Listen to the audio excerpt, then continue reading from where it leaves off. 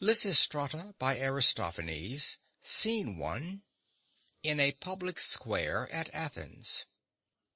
Lysistrata stands alone with the propylaea at her back. Lysistrata. If they were trysting for a bacchanal, a feast of Pan or Callias or Genitilis, the tambourines would block the rowdy streets, but now there's not a woman to be seen. Except, yes, this neighbor of mine yonder. Enter Calonice. Good day, Calonice. Calonice. Good day, Lysistrata. But what has vexed you so? Tell me, child, what are these black looks for? It doesn't suit you to knit your eyebrows up glumly like that. Lysistrata. Calonice, it's more than I can bear. I am hot all over with blushes for our sex. Men say we're slippery rogues, Calonice. And aren't they right? Lysistrata. Yet, summoned on the most tremendous business for deliberations, still they snuggle in bed. Calonice. My dear, they'll come. It's hard for women, you know, to get away. There's so much to do. Husbands to be patted and put in good tempers, servants to be poked out, children washed or soothed with lullabies or fed with mouthfuls of pap. Lysistrata. But I tell you, here's a far more weighty object. Calonice. What is it all about, dear Lysistrata, that you've called the women hither in a troop? What kind of an object is it? Lysistrata. A tremendous thing. Calonice. And long? Lysistrata. Indeed, it may be very lengthy. Calonice. Then why aren't they here? Lysistrata. No man's connected with it. If that was the case, they'd soon come fluttering along. No, it concerns an object I've felt over and turned this way and that for sleepless nights. Calonice. It must be fine to stand such long attention. Lysistrata. So fine it comes to this. Greece saved by woman. Calonice. By woman? Wretched thing, I'm sorry for it. Lysistrata. Our country's fate is henceforth in our hands, to destroy the Peloponnesians root and branch. Calonice. What could be nobler? Lysistrata. Wipe out the Boeotians. Calonice. Not utterly. Have mercy on the eels. Footnote. The Boeotian eels were highly esteemed delicacies in Athens. Lysistrata. But with regard to Athens, note I'm careful not to say any of these nasty things. Still, thought is free. But if the women join us from Peloponnesus and Boeotia, then hand in hand we'll rescue Greece. Calonice. How could we do such a big, wise deed? We women who dwell quietly adorning ourselves in a back room with gowns of lucid gold and gaudy toilets of stately silk and dainty little slippers. Lysistrata. These are the very armaments of the rescue. These crocus gowns, this outlay of the best myrrh, slippers, cosmetics, dusting beauty, and robes with rippling creases of light. Calonice. Yes, but how? Lysistrata. No man will lift a lance against another. Calonice. I'll run to have my tunic dyed crocus. Lysistrata. Or take a shield. Calonice. I'll get a stately gown. Lysistrata. Or unscabbard a sword. Calonice. Let me buy a pair of slipper. Lysistrata. Now tell me, are the women right to lag? Calonice. They should have turned birds. They should have grown wings and flown. Lysistrata. My friend, you'll see that they are true Athenians. Always too late. Why, there's not a woman from the Sherwood Demes arrived, not one from Salamis. Colonies. I know for certain they awoke at dawn, and got their husbands up, if not their boat sails. Lysistrata. And I'd have staked my life the Arcanian dames would be here first, yet they haven't come either. Colonies. Well, anyhow, there is Theagenes's wife. We can expect she consulted Hecate. But look, here are some at last, and more behind them. See, where are they from? Colonies. From Anagyra they come. Lysistrata. Yes, they generally manage to come first. Enter Myrene. Are we late, Lysistrata? What is that? Nothing to say? Lysistrata. I've not much to say for you, Myrene, dawdling on so vast an affair. Myrene. I couldn't find my girdle in the dark. But if the affair's so wonderful, tell us, what is it? Lysistrata. No, let us stay a little longer till the Peloponnesian girls and the girls of Boeotia are here to listen. Myrene. That's the best advice. Ah, there comes Lampito. Enter Lampito. Lysistrata. Welcome, Lampito, dear Spartan girl with a delightful face. Washed with the rosy spring, how fresh you look in the easy stride of your sleek slenderness. Why, you could strangle a bull. Lampito. I think I could. It's free exercise and kicking high behind. Lysistrata. What lovely breasts to own. Lampito. Oh, your fingers assess them, ye tickler with such tender chucks. I feel as if I were an altar victim. Lysistrata. Who is this youngster? Lampito. A Boeotian lady. Lysistrata. There never was much undergrowth in Boeotia. Such a smooth place, and this girl takes after it. Colonies. Yes, I never saw a skin so primly kept. Lysistrata. This girl? Lampito. A sonsy, open-looking jinker. She's a Corinthian. Lysistrata. Yes, isn't she? Very open, in some ways particularly. Lampito. But who's guard this council of women to meet here? Lysistrata. I have. Lampito. Propound, then, what you want of us. Myrene. What is the amazing news you have to tell? Lysistrata.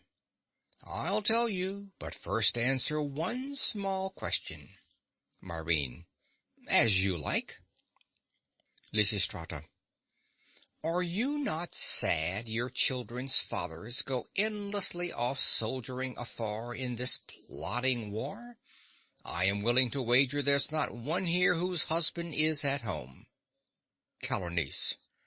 Mine's been in Thrace, keeping an eye on Eucrates for 5 months past. Myrene. And mine left me for Pylos 7 months ago at least. Lampito. As for mine, no sooner has he slipped out for the line, he straps his shield, and he's snicked off again. Lysistrata. And not the slightest glitter of a lover. And since the Milesians betrayed us, I've not seen the image of a single upright man to be a marble consolation to us. Now will you help me if I find a means to stamp the war out? Myrene. By the 2 goddesses, yes.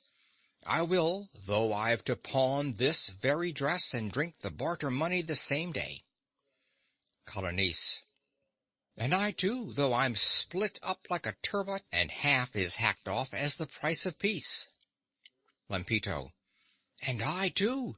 Why, to get a peep at the shy thing, I'd clamber up to the tip-top of Taygetus. Lysistrata. Then I'll expose my mighty mystery. O women, if we would compel the men to bow to peace, we must refrain. Irene. From what? Oh, tell us. Lysistrata. Will you truly do it then? Irene. We will, if we must die for it. Lysistrata. We must refrain from every depth of love. Why do you turn your backs? Where are you going? Why do you bite your lips and shake your heads? Why are your faces blanched? Why do you weep? Will you or won't you? What do you mean? Myrene. No, I won't do it. Let the war proceed. Calonice. No, I won't do it. Let the war proceed. Lysistrata. You too, dear turbot. You that said just now you didn't mind being split right up in the least? Calonice. Anything else? Oh, bid me walk in fire, but do not rob us of that darling joy. What else is like it, dearest Lysistrata? Lysistrata. And you? Myrene. Oh, please give me the fire instead. Lysistrata. Lewd to the least drop in the tiniest vein. Our sex is fitly food for tragic poets. Our whole life's but a pile of kisses and babies. But, hardy Spartan, if you join with me, all may be righted yet. Oh, help me, help me! Lampito. It is a sair thing to ask of us by the Trois, a lass to sleep her lane and never fill love's lack except with makeshifts. But let it be. Peace mun be thought of first.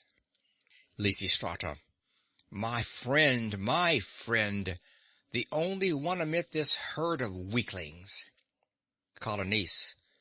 But if, which heaven forbid, we should refrain as you would have us, how is peace induced? Lysistrata. By the two goddesses, now can't you see? All we have to do is idly sit indoors, with smooth roses powdered on our cheeks, our bodies burning naked through the folds of shining Amorgus's silk, and meet the men with our dear Venus plaits plucked trim and neat. Their stirring love will rise up furiously. They'll beg our arms to open. That's our time. We'll disregard their knocking, beat them off, and they will soon be rabid for a peace. I'm sure of it. Lampito. Just as Menelaus, they say, seeing the bosom of his naked Helen, flang down the sword. Colonice. But we'll be tearful fools if our husbands take us at our word and leave us. Lysistrata. There's only left then, in Pherocrates' phrase, to flay a skinned dog, flay more our flayed desires. Colonice. Bah! Proverbs will never warm a celibate. But what avail will your scheme be if the men drag us for all our kicking on to the couch? Lysistrata. Cling to the doorposts. Colonice. But if they should force us? Lysistrata. Yield then, but with a sluggish, cold indifference. There is no joy to them in sullen mating. Besides, we have other ways to madden them. They cannot stand up long, and they've no delight unless we fit their aim with merry succor. Colonice. Well, if you must have it so, we'll all agree. Lampito. For us, I hae no doubt, we can persuade our men to strike a fair and decent peace. But how will you pitch out the battle frenzy of the Athenian populace? Lysistrata. I promise you we'll wither up that curse. Lampito. I don't believe it. Not while they own a trireme oared and rigged, or those stacks and stacks and stacks of silver. Lysistrata. I've thought the whole thing out till there's no flaw. We shall surprise the Acropolis today. That is the duty set the older dames. While we sit here talking, they are to go and under pretense of sacrificing, seize it. Lampito. Certes, that's fine, all working for the best. Lysistrata. Now quickly, Lampito, let us tie ourselves to this high purpose as tightly as the hemp of words can knot together. Lampito. Set out the terms in detail, and we'll swear to them. Lysistrata. Of course. Well then, where is our Scythianess? Why are you staring? First lay the shield, boss downward on the floor, and bring the victims inwards. Colonies. But, Lysistrata, what is this oath that we're to swear? Lysistrata. What oath? In Aeschylus they take a slaughtered sheep and swear upon a buckler. Why not we? Colonies. Oh, Lysistrata, peace sworn on a buckler. Lysistrata. What oath would suit us then? Colonies. Something burden-bearing would be our best insignia. A white horse. Let's swear upon its entrails. Lysistrata. A horse indeed. Colonies. Then what will symbolize us? Lysistrata. This, as I tell you. First set a great dark bowl upon the ground, and disembowel a skin of Thasian wine. Then swear that we'll not add a drop of water. Lampito. Ah, what oath could clink pleasanter than that? Lysistrata. Bring me a bowl, then, and a skin of wine. Colonies. My dears, see what a splendid bowl it is. I'll not say no if asked to sip it off. Lysistrata. Put down the bowl. Lay hands all on the victim. Sky Queen, who givest the last word in arguments, and thee, O bold dear comrade, we beseech, accept our oblation and be propitious to us. Colonies. What healthy blood, la, how it gushes out. Lampito. And what a leesome fragrance through the air. Lysistrata. Now, dears, if you will let me, I'll speak first. Colonies. Only if you draw the lot, by Aphrodite. Lysistrata. So, grasp the brim, you, Lampito, and all you, Colonies, repeat for the rest. Each word I say, then you must all take oath, and pledge your arms to the same stern conditions. Lysistrata. To husband or lover I'll not open arms. Colonies. To husband or lover I'll not open arms. Lysistrata. Though love and denial may enlarge his charms. Colonies. Though love and denial may enlarge his charms. Oh, my knees are failing me, Lysistrata. Lysistrata. But still at home, ignoring him, I'll stay? Colonies. But still at home, ignoring him, I'll stay. Lysistrata. Beautiful, clad in saffron silks all day. Colonies. Beautiful, clad in saffron silks all day. Lysistrata. If then he seizes me by dint of force. Colonies. If then he seizes me by dint of force. Lysistrata. I'll give him reason for a long remorse. Colonies. I'll give him reason for a long remorse. Lysistrata. I'll never lie and stare up at the ceiling. Colonies. I'll never lie and stare up at the ceiling. Lysistrata. nor like a lion on all fours go kneeling. Colonies, nor like a lion on all fours go kneeling. Lysistrata, if I keep faith, then bounteous cups be mine. Colonies, if I keep faith, then bounteous cups be mine. Lysistrata, if not, to nauseous water change this wine. Colonies, if not, to nauseous water change this wine. Lysistrata, do you all swear to this? Myrrhine, we do. Lysistrata, then I shall immolate the victim thus. She drinks. Colonies, here now, share fair, haven't we made a pact? Let's all quaff down that friendship in our turn.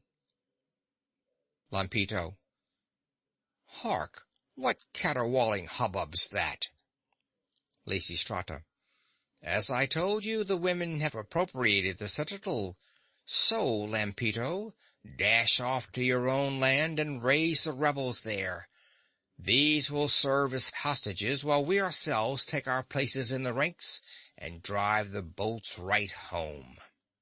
Colonies, but won't the men march straight against us? Lysistrata, and what if they do? No threat shall creak our hinges wide, no torch shall light a fear in us. We will come out to peace alone. Colonies, that's it, by Aphrodite. As of old, let us seem hard and obdurate. End of Scene 1.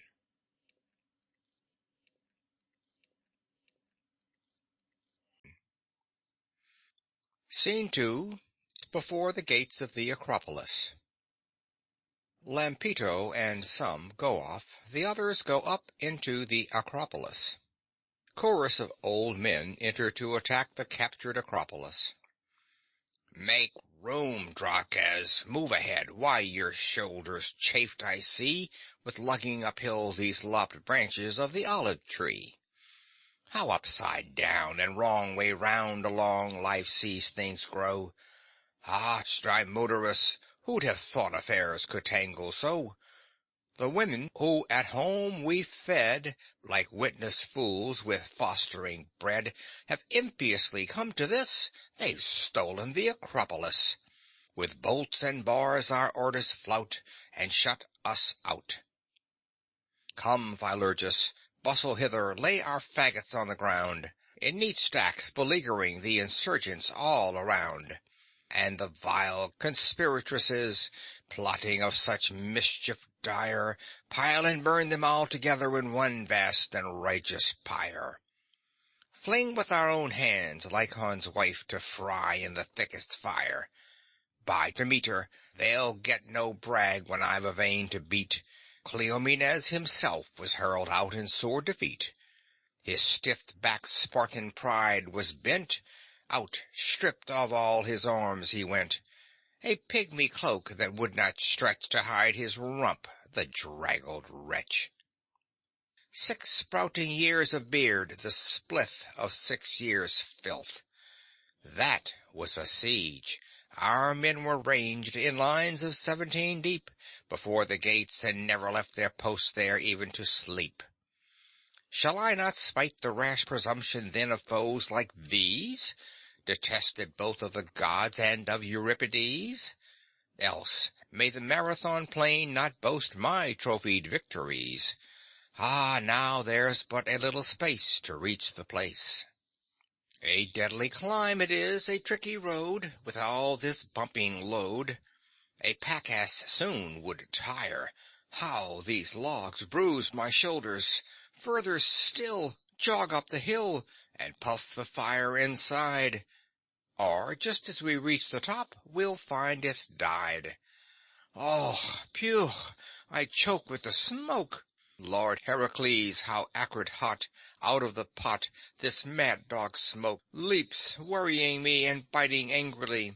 'Tis Lemnian fire that smokes, or else it would not sting my eyelids thus. Haste, all of us! Athene invokes our aid. Laches, now or never the assault must be made. Oh, phew! I choke with the smoke. Thanks be to gods, the fire peeps up and crackles as it should.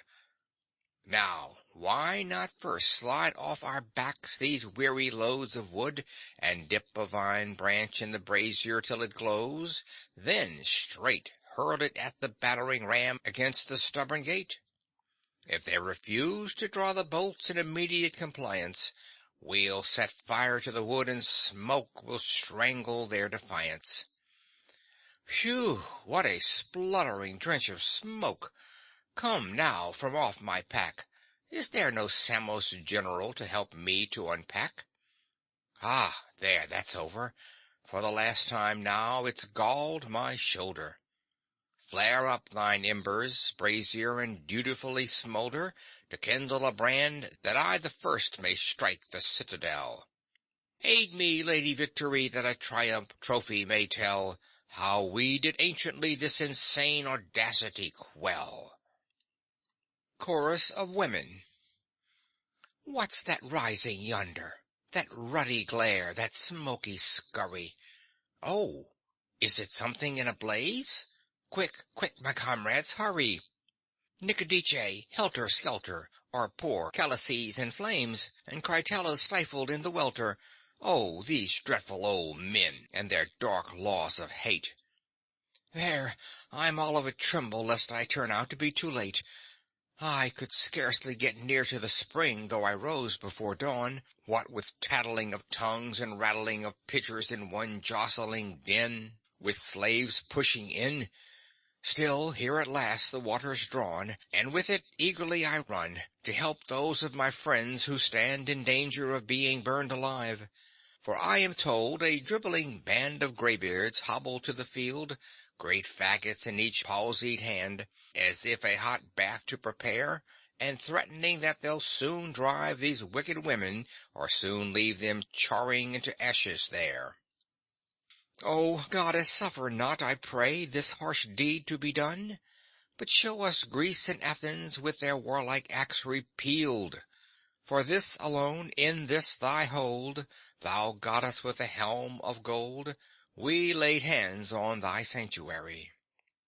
Athene, then our ally be, and where they cast their fires of slaughter, direct our water. Strathyllus, caught. Let me go. Women. You villainous old men, what's this you do? No honest man, no pious man, could do such things as you. Men. Aha! Here's something most original, I have no doubt. A swarm of women sentinels to man the walls without. Women. So then we scare you, do we? Do we seem a fearful host? You only see the smallest fraction mustered at this post. Men. Ho, Pheidias, shall we put a stop to all these chattering tricks? Suppose that now upon their backs we splinter these our sticks. Women. Let us lay down the pitchers so our bodies will be free in case these lumping fellows try to cause some injury. Men. Oh, hit them hard and hit again and hit until they run away, and perhaps they'll learn, like Bupalus, not to have too much to say. Women. Come on then, do it, I won't budge, but like a dog I'll bite at every little scrap of meat that dangles in my sight. Men. Be quiet, or I'll bash you out of any years to come. Women. Now you just touch Strathyllus with the top joint of your thumb. Men. What vengeance can you take if with my fists your face I beat? Women. I'll rip you with my teeth and strew your entrails at your feet. Men. Now I appreciate Euripides' strange subtlety. Woman is the most shameless beast of all the beasts that be. Women. Rhodipe, come, and let's pick up our water jars once more. Men. Ah, cursed drab, what have you brought this water for? Women. What is your fire for, then, you smelly corpse? Yourself to burn? Men. To build a pyre and make your comrades ready for the urn. Women.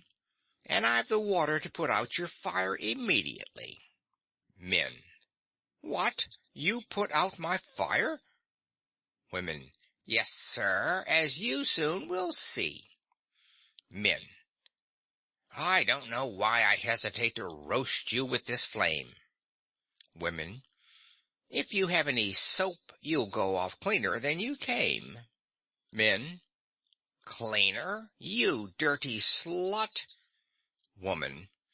A nuptial bath in which to lie. Men. Did you hear that insolence? Women.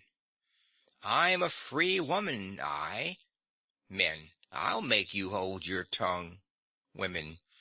Henceforth you'll serve in no more juries. Men. Burn off her hair for her. Women. Now forward, water, quench their furies. Men. Oh dear, oh dear. Women. So, was it hot? Men. Hot? Oh, enough, oh hold. Women. Watered, perhaps you'll bloom again. Why not? Men. I'm wrinkled up with shivering from cold. Women.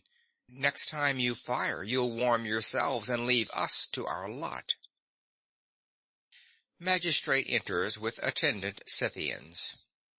Magistrate. Have the luxurious rites of the women glittered their libertine show, their drumming tapped out crowds? The Sabazian mysteries summoned their mob? Adonis been wept to death on the terraces, as I could hear the last day in the assembly? For Demonstratus, let bad luck befoul him, was roaring, "We must sail for Sicily," while a woman, throwing herself about in a dance lopsided with drink, was shrilling out, "Adonis, woe for Adonis!"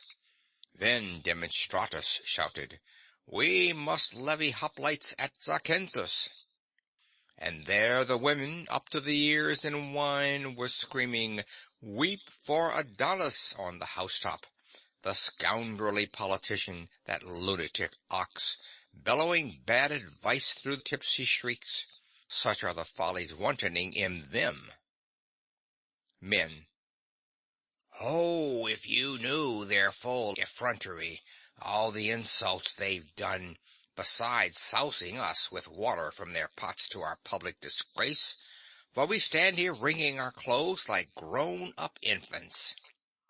Magistrate. By Poseidon, justly done. For in part with us the blame must lie for dissolute behavior, and for the pampered appetites they learn. Thus grows the seedling lust to blossoming. We go into a shop and say, "Here, goldsmith, you remember the necklace that you wrought my wife? Well, the other night, in fervor of a dance, her clasp broke open. Now I'm off for Salamis. If you've the leisure, would you go tonight and stick a bolt-pin into her opened clasp?" Another goes to a cobbler, a soldiery fellow, always standing up erect, and says to him, "Cobbler, a sandal strap of my wife's pinches her. Hurts her little toe in a place where she's sensitive. Come at noon and see if you can stretch out wider this thing that troubles her. Loosen its tightness." And so you view the result. Observe my case. I, a magistrate, come here to draw money to buy oar blades, and what happens? The women slam the door full in my face. But standing still's no use. Bring me a crowbar, and I'll chastise this their impertinence. What do you gape at, wretch, with dazzled eyes? Peering for a tavern, I suppose. Come, force the gates with crowbars, prise them apart. I'll prise away myself, too. Lysistrata appears. Stop this banging. I'm coming of my own accord. Why bars? It is not bars we need, but common sense. Magistrate. Indeed, you slut! Where is the archer now? Arrest this woman. Tie her hands behind. Lysistrata. If he brushes me with a finger, by Artemis, the public menial, he'll be sorry for it. Magistrate.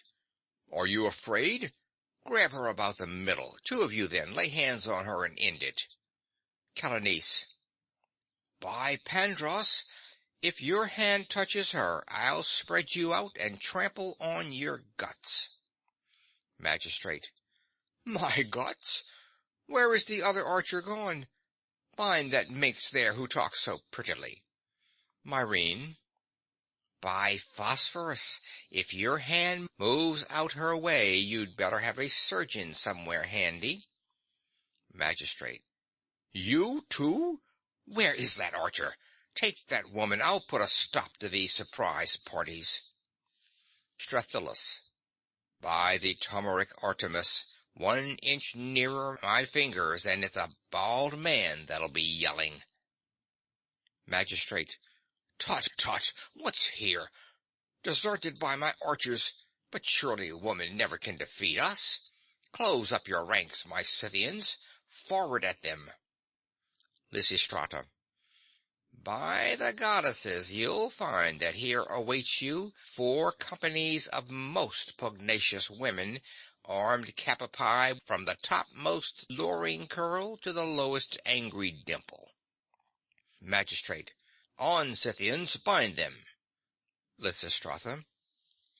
On, gallant allies of our high design, vendors of grain, eggs, pulse, and vegetables, ye garlic tavern keepers of bakeries, strike, batter, knock, hit, slap, and scratch our foes. Be finely imprudent, say what you think of them. Enough, retire, do not rob the dead. Magistrate. How basely did my archer force come off? Lysistrata. Aha! You thought it was a herd of slaves you had to tackle, and you didn't guess the thirst for glory ardent in our blood. Magistrate. By Apollo, I know well the thirst that heats you, especially when a wineskin's close. Men. You waste your breath, dear magistrate, I fear, in answering back. What's the good of argument with such a rampagious pack? Remember how they washed us down, these very clothes I wore, with water that looked nasty and that smelt so even more. Women. What else to do, since you advanced too dangerously nigh? If you should do the same again, I'll punch you in the eye. Though I must stay at home and most a quiet life enjoy, polite to all and ever, for I'm naturally coy, still, if you wake a wasp nest, then of wasps you must beware. Men. How may this ferocity be tamed? It grows too great to bear. Let us question them and find if they'll perchance declare the reason why they strangely dare to seize on Cronos' citadel. This eyrie inaccessible, this shrine above the precipice, the Acropolis. Probe them and find what they mean with this idle talk. Listen, but watch they don't try to deceive. You'll be neglecting your duty most certainly if now this mystery unplumbed you leave. Magistrate. Women there, tell what I ask you directly. Come without rambling. I wish you to state what's your rebellious intention in barring up thus on our noses our own temple gate? Lysistrata. To take first the treasury out of your management, and so stop the war through the absence of gold. Magistrate. Is gold, then, the cause of the war? Lysistrata. Yes, gold caused it, and miseries more, too many to be told. 'Twas for money and money alone that Pisander, with all the army of mob agitators, raised up revolutions.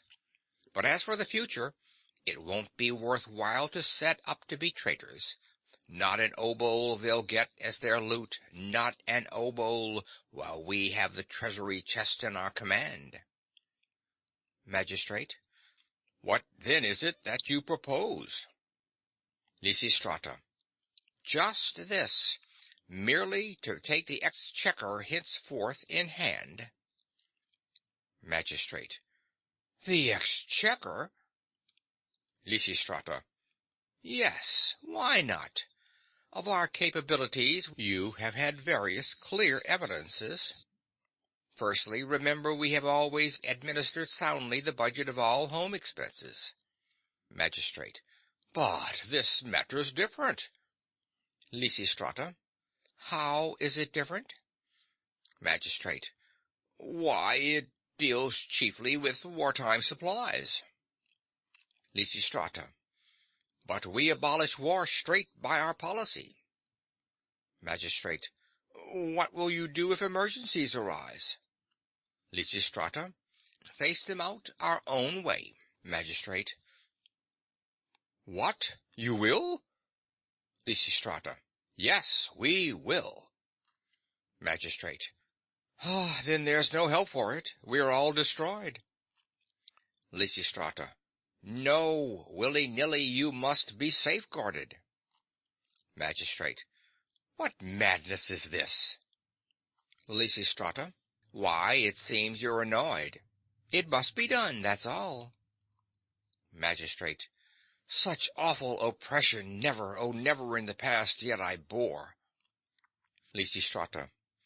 You must be saved, sir, that's all there is to it. Magistrate. If we don't want to be saved. Lysistrata. All the more. Magistrate. Oh, why do women come prying and meddling in matters of state touching wartime and peace? Lysistrata. That I will tell you. Magistrate. Oh, tell me, or quickly I'll... Lysistrata. Hearken a while, and from threatening cease. Magistrate. I cannot. It's growing too insolent. Women. Come on, you've far more than we have to dread. Magistrate. Stop from your croaking, old carrion crow there. Continue. Lysistrata. Be calm then, and I'll go ahead. All the long years, when the hopeless war dragged along, we, unassuming, forgotten in quiet, endured without question, endured in our loneliness all your incessant child's antics and riot. Our lips were kept tied, though aching with silence, though well all the while in our silence we knew how wretchedly everything still was progressing, by listening dumbly the day long to you. For always at home you continued discussing the war and its politics loudly, and we sometimes would ask you, our hearts deep with sorrowing, though we spoke lightly, though happy to see, what's to be inscribed on the side of the treaty stone? What, dear, was said in the assembly today? Mind your own business, he'd answer me growlingly. Hold your tongue, woman, or else go away. And so I would hold it. Women. I'd not be silent for any man living on earth. No, not I. Magistrate. Not for a staff? Lysistrata. Well, so I did nothing but sit in the house, feeling dreary and sigh, while ever arrived some fresh tale of decisions more foolish by far and presaging disaster. Then I would say to him, Oh, my dear husband, why still do they rush on destruction the faster? At which he would look at me sideways, exclaiming, Keep for your web and your shuttle your care, or for some hours hence your cheeks will be sore and hot. Leave this alone. War is man's sole affair. Magistrate. By Zeus, but a man of fine sense he.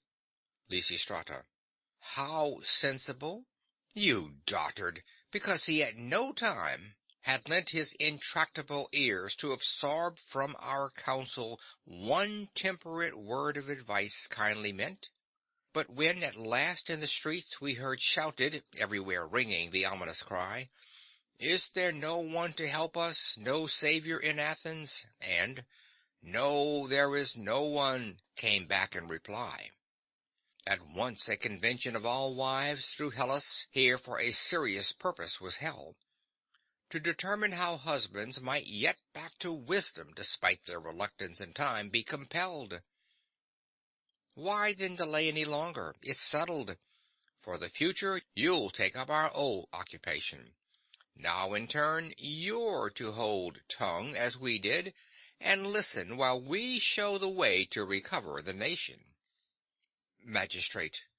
You talk to us? Why, you're mad.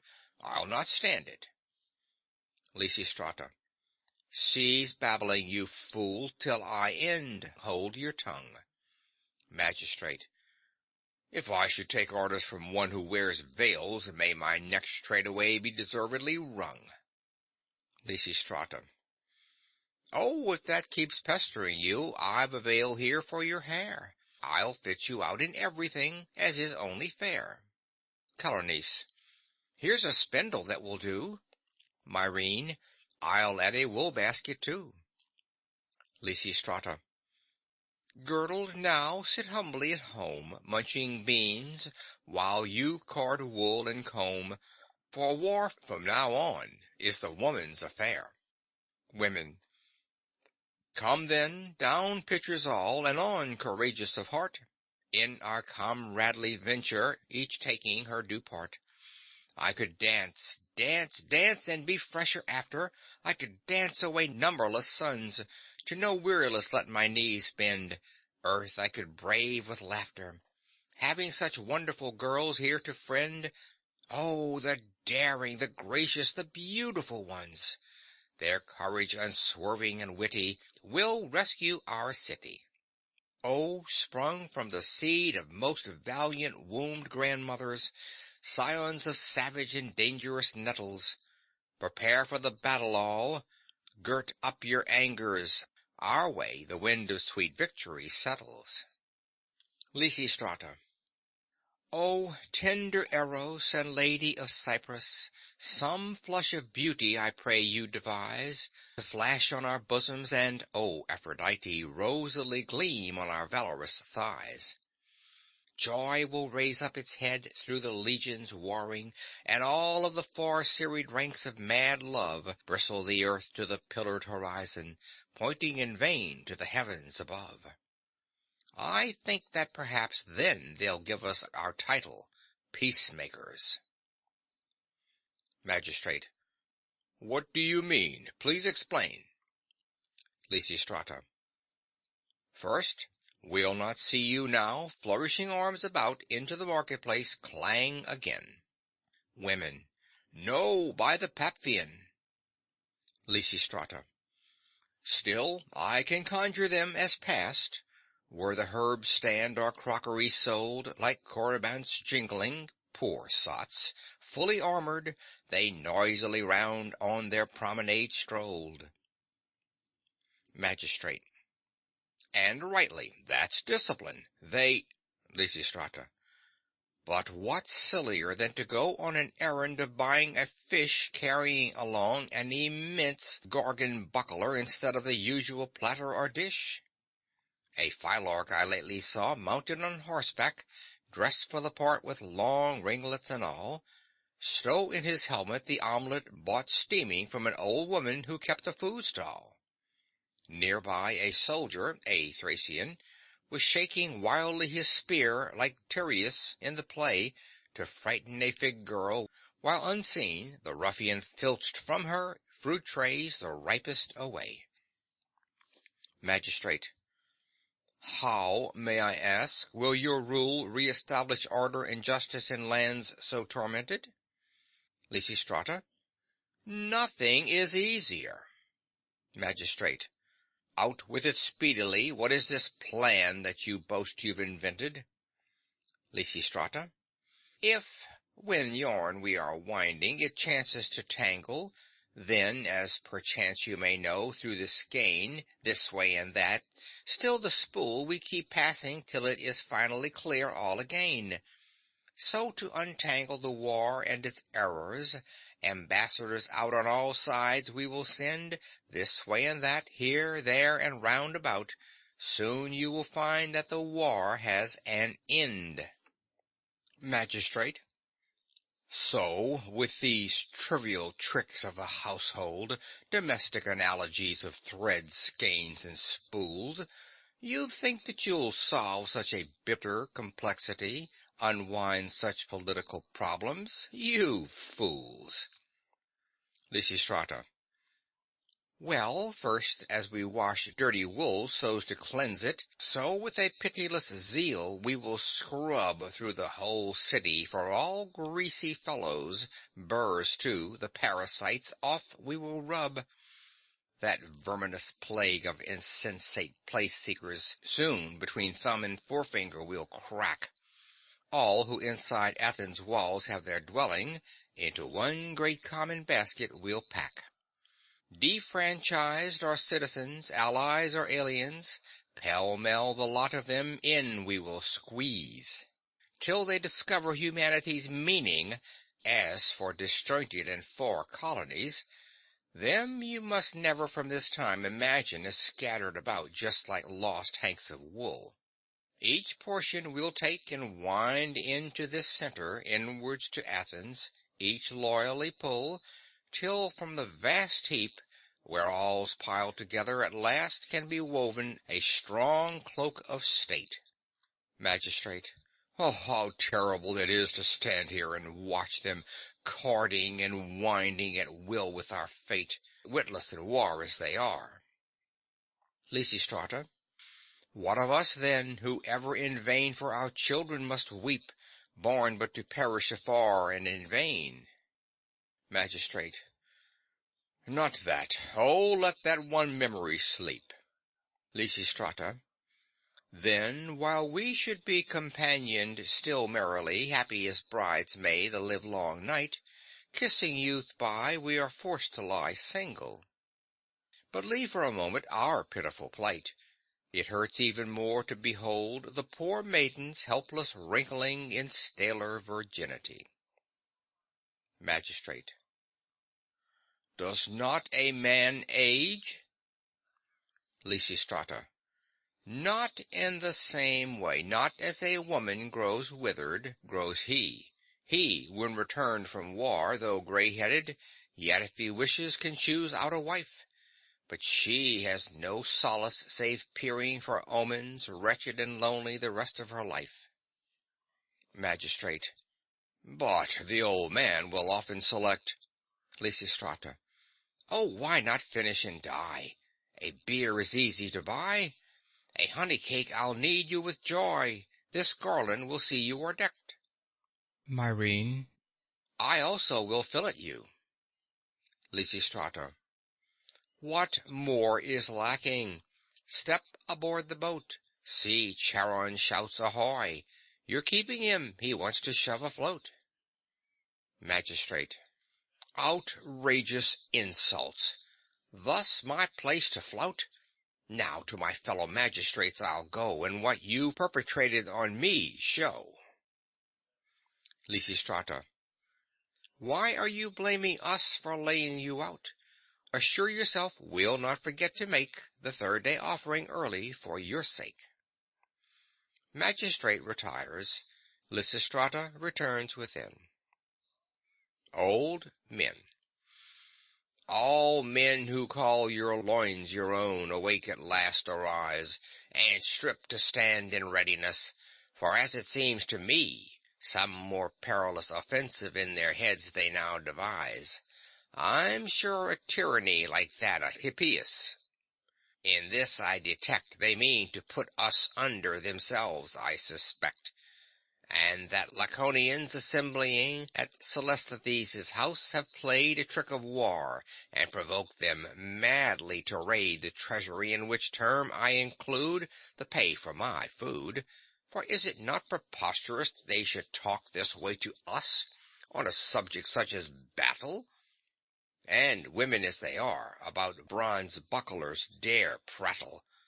Make alliance with the Spartans, people I for one, like very hungry wolves would always most sincere shun. Some dirty game is up their sleeve, I believe. A tyranny, no doubt, but they won't catch me, that know. Henceforth on my guard I'll go, A sword with myrtle branches wreathed forever in my hand, and under arms in the public place I'll take my watchful stand.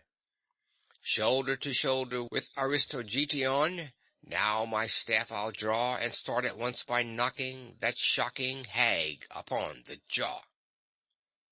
Women. Your own mother will not know you when you get back to town. But first, my friends and allies, let us lay these garments down. And all ye fellow citizens, hark to me while I tell what will aid Athens well. Just as is right, for I have been a sharer in all the lavish splendor of the proud city. I bore the holy vessels at 7 then. I pounded barley at the age of 10, and clad in yellow robes. Soon after this I was little bear to Brauronian Artemis. Then, neckleted with figs, grown tall and pretty, I was a basket-bearer, and so it's obvious I should give you advice that I think good, the very best I can. It should not prejudice my voice that I'm not born a man, if I say something advantageous to the present situation, for I'm taxed too, and as a toll provide men for the nation. While miserable greybeards, you, it is true, contribute nothing of any importance whatever to our needs, but the treasury raised against the Medes you squandered, and do nothing in return, save that you make our lives and persons hazardous by some imbecile mistakes. What can you answer? Now be careful, don't arouse my spite, or with my slipper I'll take you napping, face slapping, left and right. Men. What villainies they contrive! Come, let vengeance fall.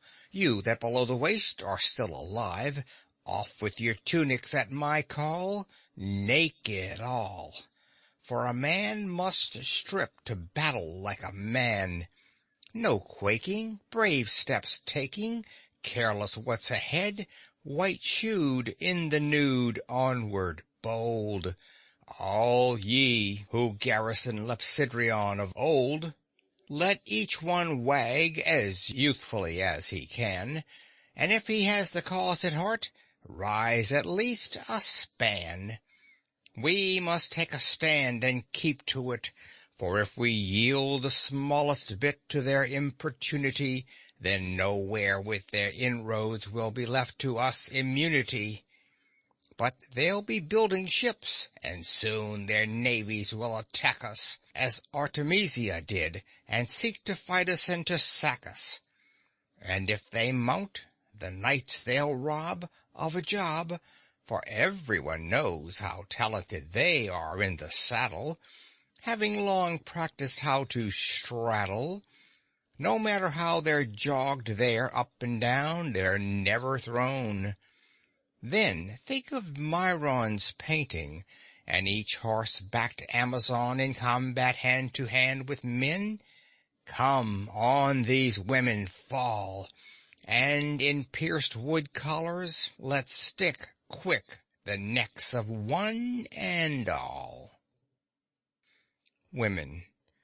Don't cross me, or I'll loose the beast that's kennelled here, and soon you'll be howling for a truce, howling out with fear. But, my dear, strip also, that women may battle unhindered. But you'll be too sore to eat garlic more, or one black bean. I really mean, so great's my spleen, to kick you black and blue with these my dangerous legs.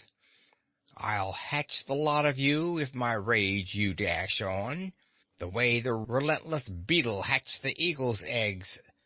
Scornfully aside I set every silly old man threat, while Lampetos with me, or dear Ismenia, the noble Theban girl.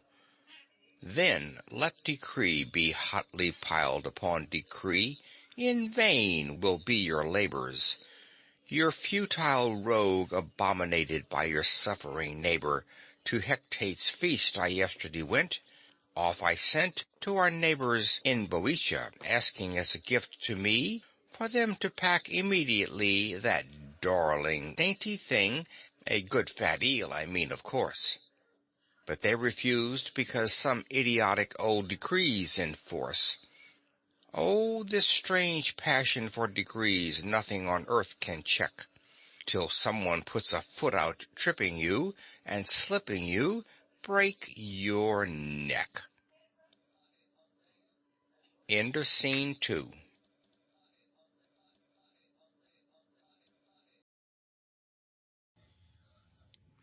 Scene 3. Within the precincts of the citadel. Lysistrata enters in dismay. Women. Dear mistress of our martial enterprise, why do you come with sorrow in your eye? Oh, 'tis our naughty femininity, so weak in one spot, that has saddened me. Women. What is this? Please speak. Lysistrata. Poor women, oh, so weak. Women. What can it be? Surely your friends may know. Lysistrata. Yes, I must speak, though it hurts me so. Women. Speak. Can we help? Don't stand there mute in need. Lysistrata. I'll blurt it out then. Our women's army mutinied. Women. Oh, Zeus! Lysistrata. What use is Zeus to our anatomy? Here is the gaping calamity I meant. I cannot shut their ravenous appetites a moment more now. They are all deserting. The first I caught was sidling through the postern close by the cave of Pan, the next hoisting herself with rope and pulley down, a third on the point of slipping past, while a fourth, malcontent, seated for instant flight to visit Arsalacus on birdback, I dragged off by the hair in time. They are all snatching excuses to sneak home. Look, there goes one. Hey, what's the hurry? First woman. I must get home. I've some Milesian wool packed wasting away, and the moths are pushing through it. Lysistrata. Fine moths indeed, I know. Get back within. First woman. By the goddesses, I'll return instantly. I only want to stretch it on my bed. Lysistrata. You shall stretch nothing, and go nowhere either. First woman. Must I never use my wool, then? Lysistrata. If needs be. Second woman. Oh, how unfortunate I am. Oh, my poor flax. It's left at home unstripped. Lysistrata. So here's another that wishes to go home and strip her flax. Inside again. Second woman. No, by the goddess of light, I'll be back as soon as I have flayed it properly. Lysistrata. You'll not flay anything, for if you begin, there'll not be one here but has a patch to be flayed. Third woman. Oh, holy Ilithia, stay this birth till I have left the precincts of the place. Lysistrata. What nonsense is this? Third woman. I'll drop it any minute. Lysistrata. Yesterday you weren't with child. Third woman. But I am today. Oh, let me find a midwife, Lysistrata. Oh, quickly. Lysistrata. Now, what story is this you tell? What is this hard lump here? Third woman. It's a male child. Lysistrata. By Aphrodite, it isn't. Your belly's hollow, and it has the feel of metal. Well, I soon shall see. You hussy, it's Athena's sacred helm, and you said you were with child. Third woman. And so I am. Lysistrata. Then why the helm? Third Woman. So if the throes should take me still in these grounds, I could use it like a dove, as a laying nest in which to drop the child. Lysistrata. More pretexts. You can't hide your clear intent. And anyway, why not wait till the 10th day, meditating a brazen name for your brass brat? Woman. And I can't sleep a wink. My nerve is gone since I saw that snake sentinel of the shrine. Woman. And all those dreadful owls with their weird hooting. Though I'm wearied out, I can't close an eye. Lysistrata. You wicked women, cease from juggling lies. You want your men. But what of them as well? They toss as sleepless in the lonely night, I'm sure of it. Hold out a while, hold out, but persevere a teeny-weeny longer. An oracle has promised victory if we don't wrangle. Would you hear the words? Women. Yes, yes, what is it? Lysistrata. Silence then, you chatterboxes. Here. Whenas the swallows flocking in one place from the hoopoes deny themselves love's gambols any more, all woes shall then have ending, and great Zeus the Thunderer shall put above what was below before. Women. Will the men then always be kept under us? Lysistrata. But if the swallows squabble among themselves and fly away out of the temple refusing to agree, then the most wanton birds in all the world they shall be named forever. That's his decree. Woman. It's obvious what it means. Lysistrata. Now by all the gods we must let no agony deter from duty. Back to your quarters. For we are base indeed, my friends, if we betray the oracle. She goes out. Old Men. I'd like to remind you of a fable they used to employ when I was a little boy.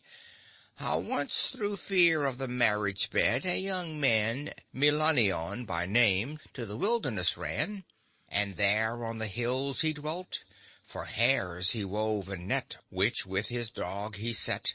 Most likely he's there yet, for he never came back home, so great was the fear he felt.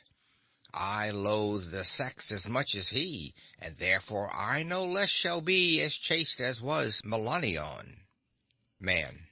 Granam, do you much mind men? Woman. Onions, you don't need to cry. Man. From my foot you shan't escape. Woman. What thick forests I espy. Men. So much Myronides' fierce beard and thundering black back were feared, that the foe fled when they were shown, brave he as Phormion. Women. Well, I'll relate a rival fable just to show you a different point of view. There was a rough-hewn fellow, Timon, with a face that glowered as through a thorn bush in a wild, bleak place. He, too, decided on flight, this very Fury's son, all the world's ways to shun, and hide from every one, spitting out curses on all knavish men to left and right. But though he reared this hate for men, he loved the women even then, and never thought them enemies. Woman. Oh, your jaw I'd like to break. Man. That, I fear, do you suppose? Woman. Learn what kicks my legs can make. Man. Raise them up, and you'll expose. Woman. Nay, you'll see there I engage, all is well kept despite my age, and tended smooth enough to slip from any adversary's grip. Lysistrata appears. Lysistrata. Hullo there, hasten hither to me, skip fast along. Woman. What is this? Why the noise? Lysistrata. A man, a man! I spy a frenzied man. He carries love upon him like a staff. O Lady of Cyprus and Cythera and Paphos, I beseech you, keep our minds and hands to the oath. Woman. Where is he, whoever he is? Lysistrata.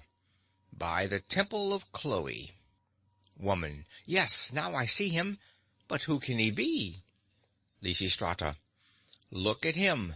Does anyone recognize his face? Myrrhine. I do. He is my husband, Synesius. Lysistrata. You know how to work. Play with him, lead him on. Seduce him to the cozening point. Kiss him, then slip your mouth aside just as he's sure of it. Ungirdle every caress his mouth feels at, save what the oath from the bowl has locked. Myrrhine. You can rely on me. Lysistrata. I'll stay here to help. I'm working up his ardor to its height of vain magnificence, to rest to their quarters. Enter Synesius. Who is this that stands within our lines? Synesius. I. Lysistrata. A man? Synesius. Too much a man. Lysistrata. Then be off at once. Synesius. Who are you that thus eject me? Lysistrata. Guard for the day. Synesius. By all the gods, then call Myrrhine hither. Lysistrata. So, call Myrrhine hither. Who are you? Synesius. I am her husband, Synesius, son of Anthros. Lysistrata. Welcome, dear friend. That glorious name of yours is quite familiar in our ranks. Your wife continually has it in her mouth. She cannot touch an apple or an egg, but she must say, "This to Synesius." Synesius. Oh, is that true? Lysistrata. By Aphrodite it is. If the conversation strikes on men, your wife cuts in with, "All are boobies by Synesius." Synesius. Then call her here. Lysistrata. And what am I to get? Synesius. This, if you want it. See what I have here, but not to take away. Lysistrata. Then I'll call her. Synesius. Be quick, be quick. All grace is wiped from life since she went away. Oh, sad, sad am I when there I enter on that loneliness, and wine is unvintaged of the sun's flavor, and food is tasteless. But I've put on weight. Myrrhine above. I love him oh so much, but he won't have it. Don't call me down to him. Synesius. Sweet little Myrrhine, what do you mean? Come here. Myrrhine. Oh, no, I won't. Why are you calling me? You don't want me. Synesius. Not want you? With this weak old strength of love? Myrrhine. Farewell. Synesius. Don't go. Please don't go, Myrrhine. At least you'll hear our child. Call your mother, lad. Child. Mommy, mommy, mommy. Synesius. There now. Don't you feel pity for the child? He hasn't been fed or washed now for 6 days. Myrrhine. I certainly pity him with so heartless a father. Synesius. Come down, my sweetest. Come for the child's sake. Myrrhine. A trying life it is to be a mother. I suppose I'd better go. She comes down. Synesius. How much younger she looks, how fresher and how prettier. Myrrhine, lift up your lovely face, your disdainful face, and your ankle. Let your scorn step out its worst. It only rubs me to more ardor here. Myrrhine, playing with the child. You're as innocent as he is iniquitous. Let me kiss you, honey-petting, mother's darling. Synesius. How wrong to follow other women's counsel, and let loose all these throbbing voids in yourself as well as in me. Don't you go throb, throb? Myrrhine. Take away your hands.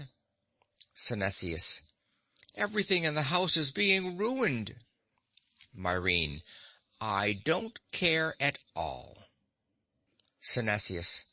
The roosters are picking all your web to rags. Don't you mind that? Myrrhine. Not I. Synesius. What time we've wasted! We might have drenched with Paphian laughter, flung on Aphrodite's mysteries. Oh, come here! Myrrhine. Not till a treaty finishes the war. Synesius.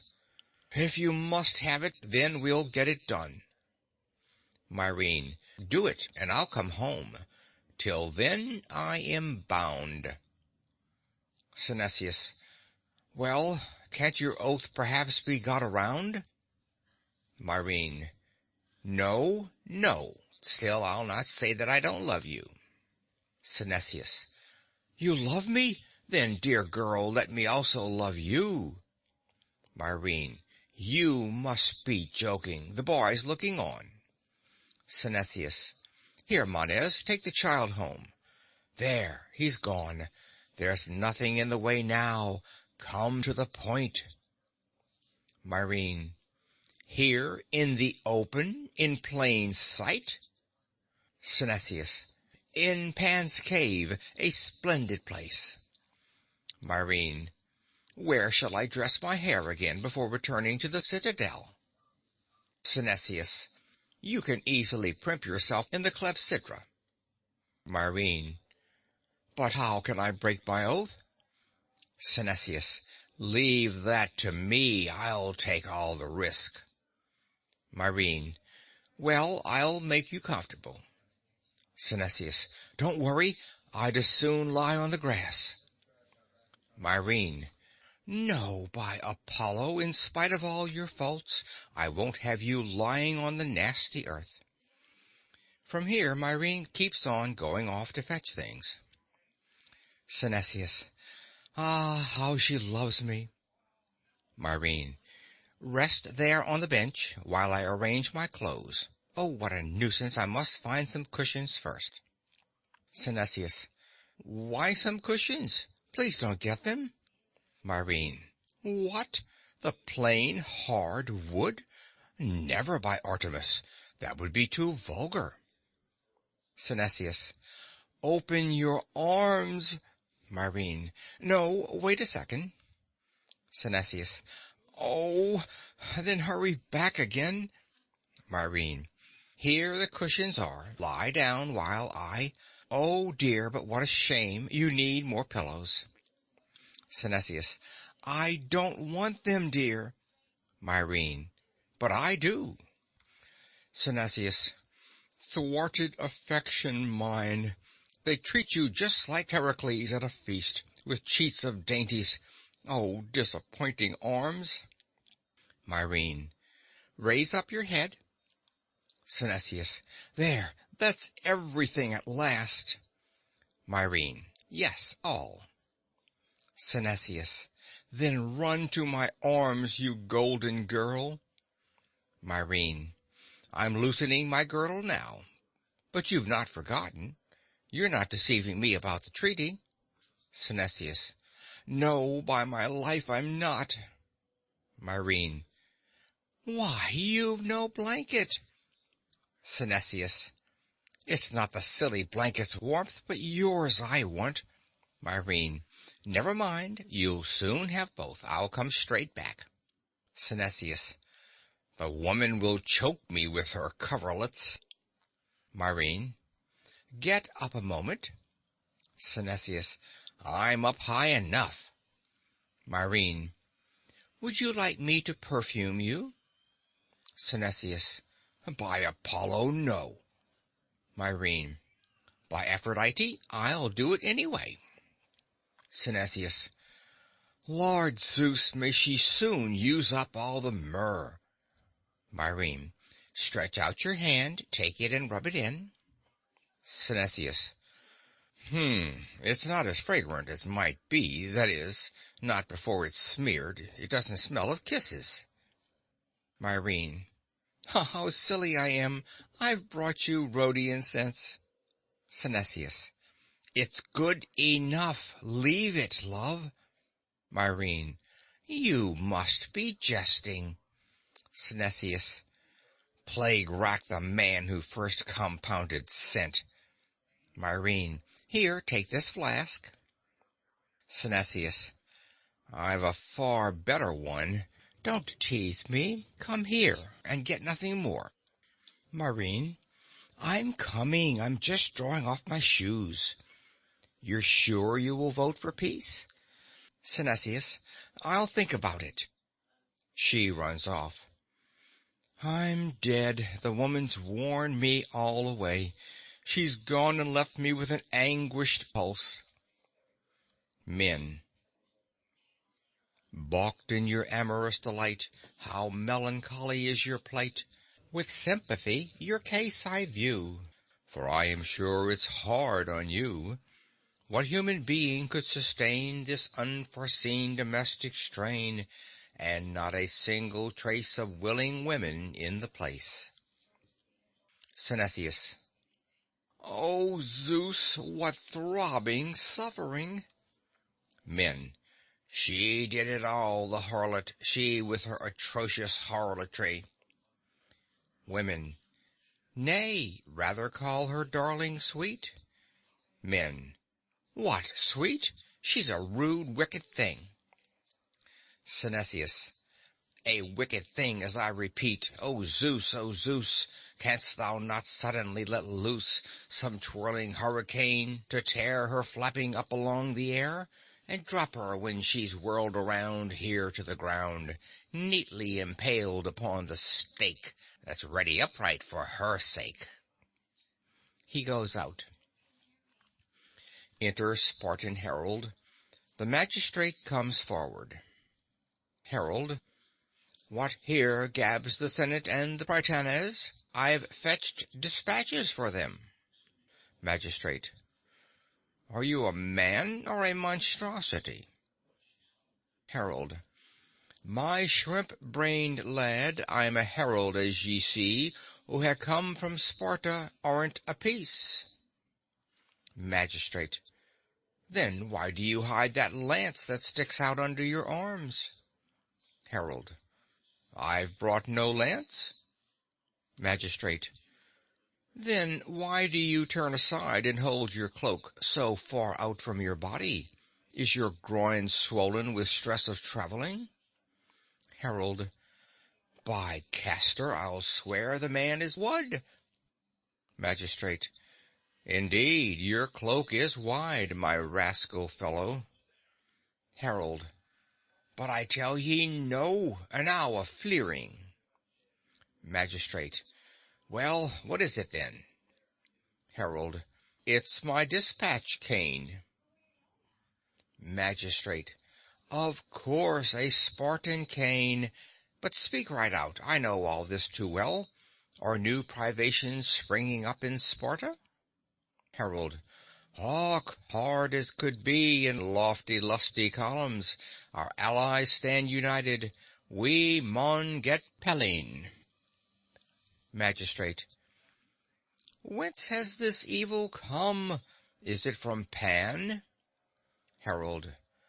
No, Lampedo first ran Esclent, then the others sprinted after her example and blocked the Hissies, their wames unscathed against our every fleece. Magistrates. What did you do? Herald. We are broken and bent double, limp like men carrying lanthorns in great winds about the city. They winna let us even with lightest neef skim their primsy pretties, till we've concluded peace terms with a Hellas. Magistrate. So the conspiracy is universal. This proves it. Then return to Sparta, bid them send envoys with full powers to treat of peace, and I will urge the Senate here to choose plenipotentiary ambassadors, as argument adducing this connection. Herald. I'm off. Your wisdom none could contravent. They retire. Men. There is no beast, no rush of fire like woman so untamed. She calmly goes her way where even panthers would be shamed. Women. And yet you are fool enough, it seems, to dare to war with me, when for your faithful ally you might win me easily. Men. Never could the hate I feel for womankind grow less. Women. Then have your will.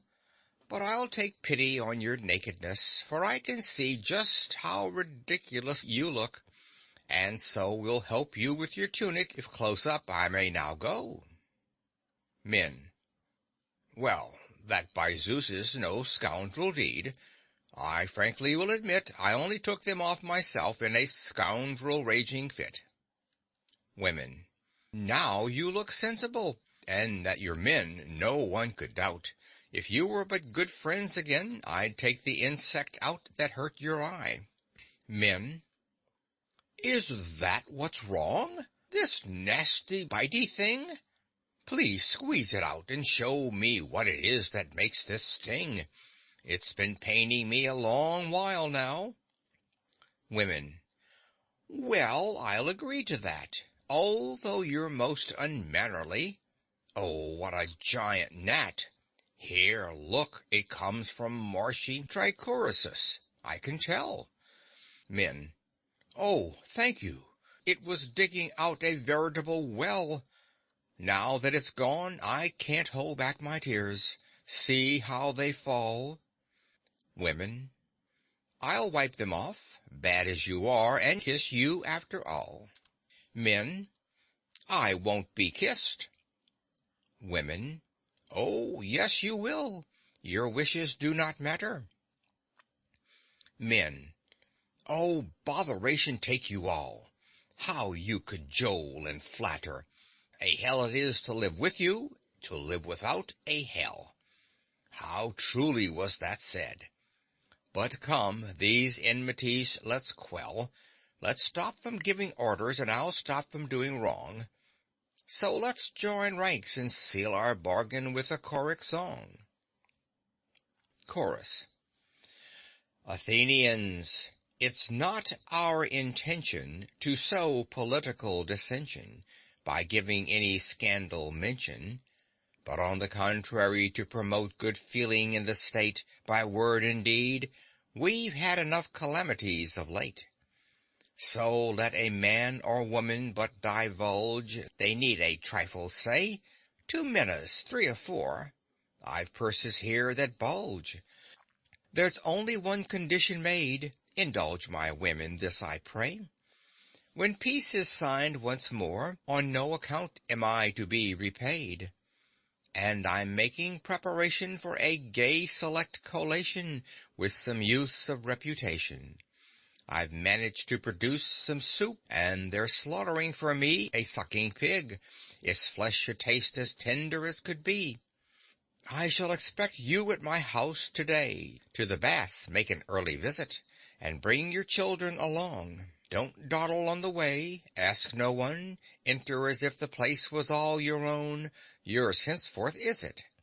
If nothing chances wrong, the door will then be shut bang in your face. The Spartan ambassadors approach.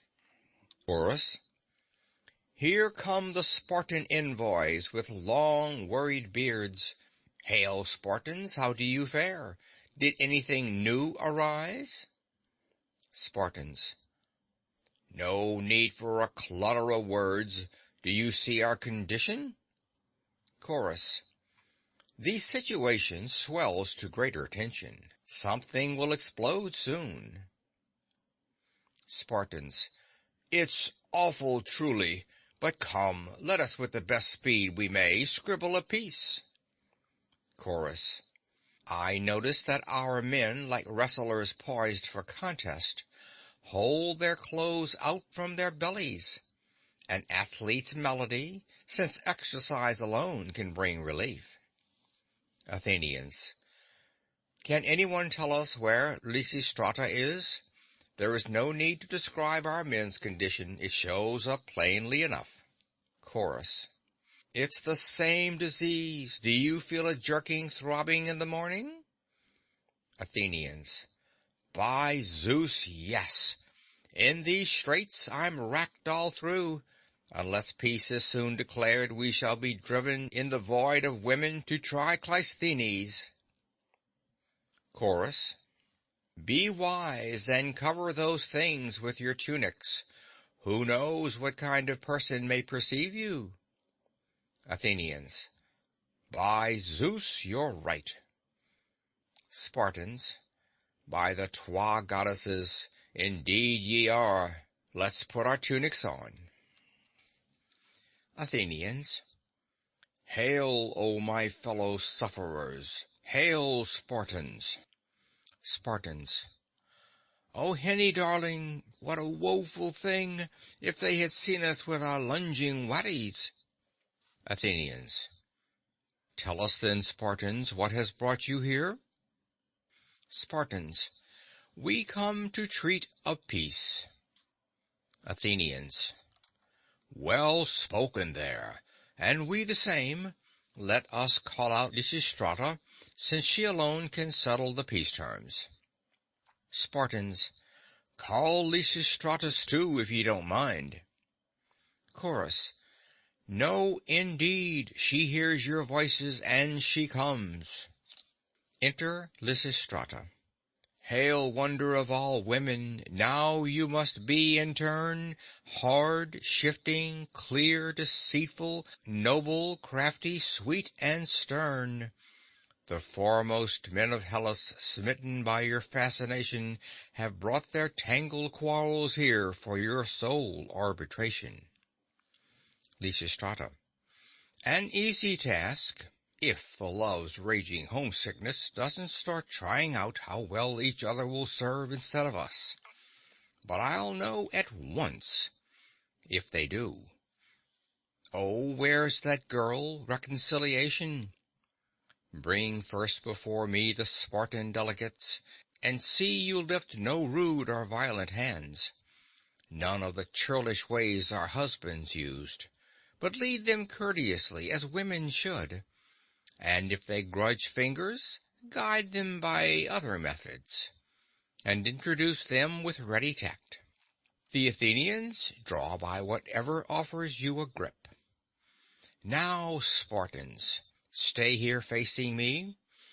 Here, you Athenians, both hearken to my words. I am a woman, but I am not a fool. And what of natural intelligence I own has been filled out with the remembered precepts my father and the city elders taught me. First, I reproach you both sides equally, that when at Pylae and Olympia, at Pytho and the many other shrines that I could name, you sprinkle from one cup the altars common to all Hellenes. Yet you rack Hellenic cities, bloody Hellas with deaths of her own sons, while yonder clangs the gathering menace of barbarians. Athenians. We cannot hold it in much longer now. Lysistrata. Now unto you, O Spartans, do I speak. Do you forget your own countryman, Heracleitus, once came hither suppliant before our altars, pale in his purple robes, praying for an army when Messina danger growled, and the sea-god made earth quaver? Then with 4,000 hoplites Cimon marched and saved all Sparta. Yet, base ingrates, now you are ravaging the soil of your preservers. Athenians. By Zeus, they do great wrong, Lysistrata. Spartans. Great wrong indeed. Oh, what a luscious wench! Lysistrata. And now I turn to the Athenians. Have you forgotten, too, how once the Spartans, in days when you wore slavish tunics, came and with their spears broke a Thessalian host and all the partisans of Hippus? They alone stood by your shoulder on that day. They freed you, so that for the slave's short skirt you should wear the trailing cloak of liberty. Spartans. I've never seen a nobler woman anywhere. Athenians. Nor I with such prettily joining hips. Lysistrata. Now, brethren, twined with mutual benefactions, can you still war? Can you suffer such disgrace? Why not be friends? What is there to prevent you? Spartans.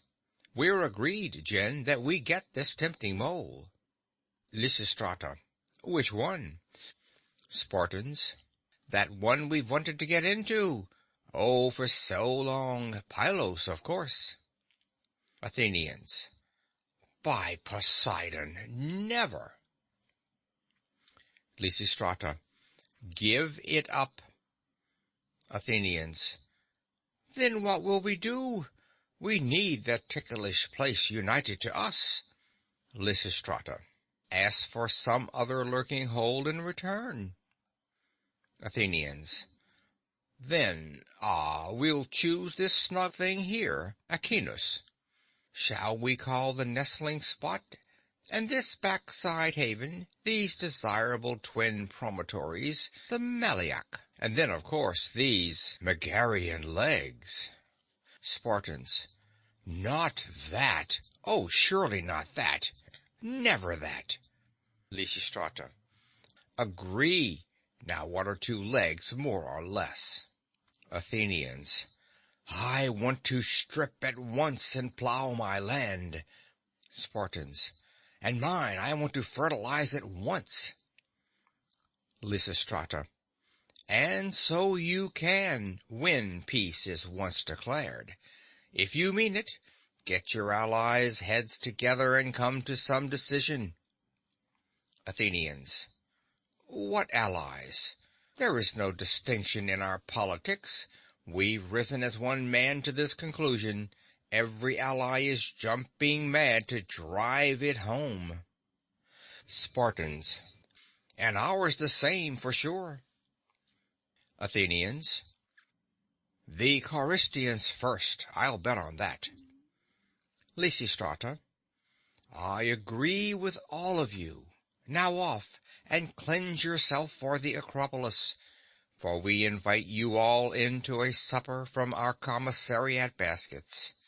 There at table you will pledge good behavior and uprightness, then each man's wife is his to hustle home.